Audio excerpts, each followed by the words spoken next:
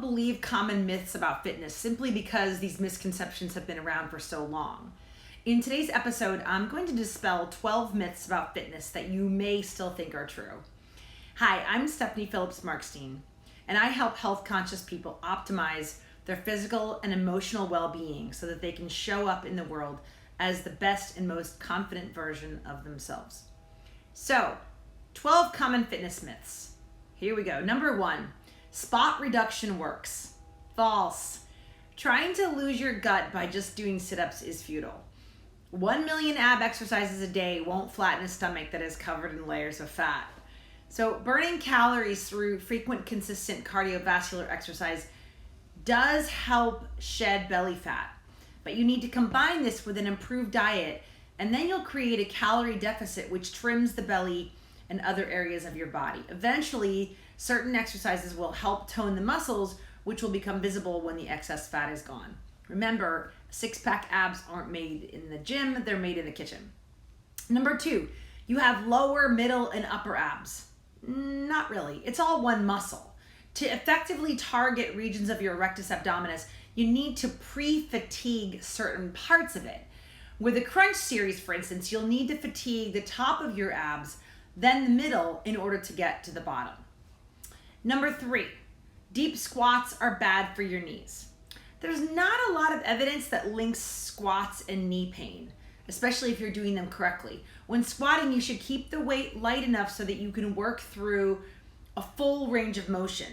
The best squat is one in which you can sit your butt to your heels without weight.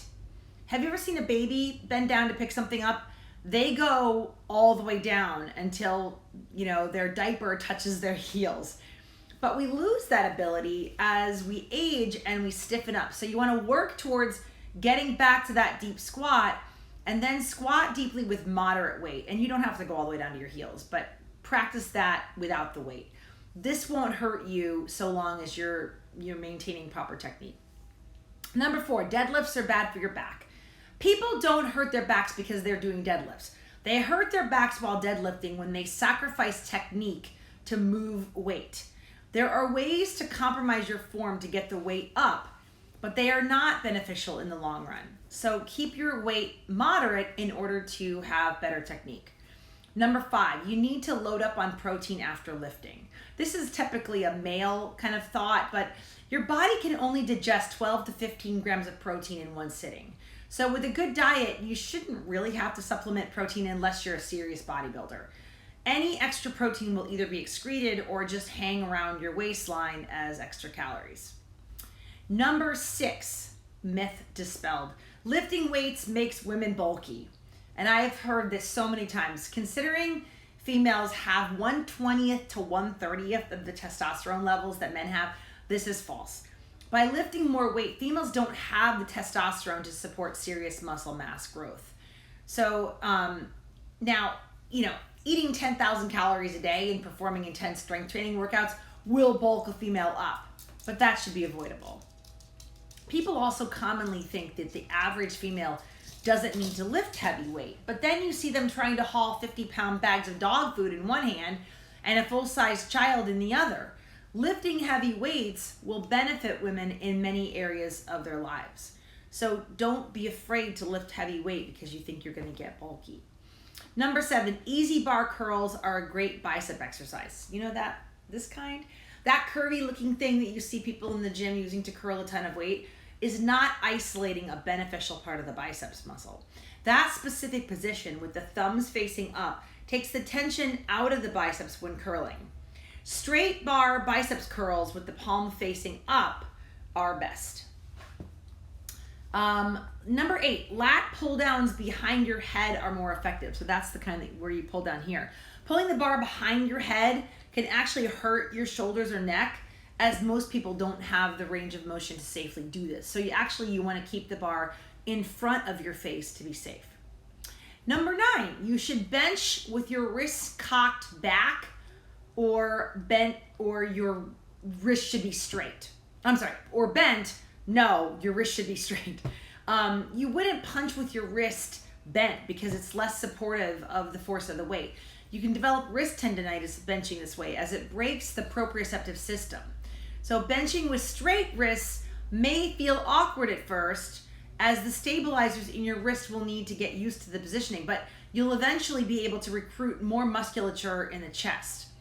The neurological firing patterns will be better, the movement will be smoother, and you'll have less chance of wrist tendonitis, as your wrists should get stronger over time. So keep your wrists straight when you're benching. Number 10, stretching greatly decreases the risk of injury. Well, contrary to what this popular fitness myth would have you believe, you should not do static stretches before exercise. You don't want to put your muscles to sleep.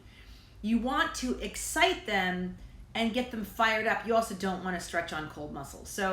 But you want to get them like fired up with active motion and dynamic stretches. So save the static stretching to help with post-workout recovery. Number 11, anyone can go for a long run. If you're overweight or out of shape and you try to run yourself into running shape, you may get injured. In order to endure the pounding of running, you've got to be in running shape. And to work your way up to running, try alternating jogging and walking. Progressively increase the amount of time that you jog and decrease the amount of time that you walk. And last but not least, number 12, machines are better than free weights. I say this all the time. Machines do serve their purpose, especially for people that are limited, due to injuries or a lack of experience. But frankly, free weights are better overall. They give you better range of motion. Strength training is more functional if it helps you perform daily perform better in your daily life. And that's what free weights do. The body is not made to work in an isolated plane of movement. So I hope this information has been helpful. If you like this kind of topic, be sure to subscribe to my channel and share it with your friends. And if you have been wanting to try the ketogenic diet in order to lose weight, but you don't know where to start, I have taken all the guesswork out of it, and I've created a free guide to going keto. It's a quick and easy hack to help you live the ketogenic lifestyle. So simply just click on that link below to get it for yourself. And join me on Facebook every Saturday for Saturdays with Stephanie at 10 a.m. Eastern. I hope to see you there.